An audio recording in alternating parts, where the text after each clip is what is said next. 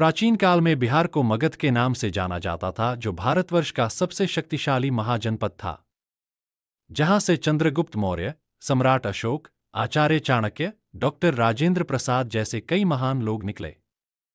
परंतु कभी आपने ये सोचा है कि मगध का नाम मगध से बदलकर बिहार कैसे हो गया? तो बात कुछ यूं है कि प्राचीन काल में लगभग 563 ईस्वी पूर्व भगवान बुद्ध का जन्म हुआ था। जब ये ज्ञान की खोज में निकले तो बिहार के बोधगया में पीपल के वृक्ष के नीचे निरंजना नदी के तट पर इन्हें ज्ञान की प्राप्ति हुई। तत्पश्चात इन्होंने अपने ज्ञान को उपदेश के माध्यम से प्रसारित किया, जिससे इनके बहुत सारे अनुयायी बन गए।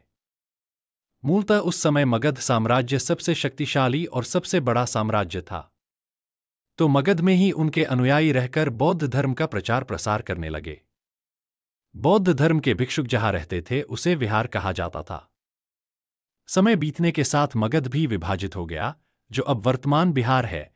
यहां मूल रूप से बौद्ध भिक्षुक का निवास था। अतः हम कह सकते हैं कि बौद्ध भिक्षुक के रहने के स्थान को विहार कहा जाता है। मध्यकाल में जब भारतवर्ष पर मुस्लिमों का आक्रमण हुआ, जो कि दक्षिण पूर्व से आए थे, वे विहार को बिहार बोलते थे। तभी से इसका नाम मगध से बिहार हो गया, जो अभी तक चल रहा है। मगध का एक गौरवशाली इतिहास समूह है। यही से बौद्ध और जैन धर्म का उद्गम हुआ है, जिसका प्रतीक आज भी मौजूद है। आज भी देश विदेश से पर्यटन बिहार के गया में बुद्ध की स्मृति को देखने के लिए आते हैं।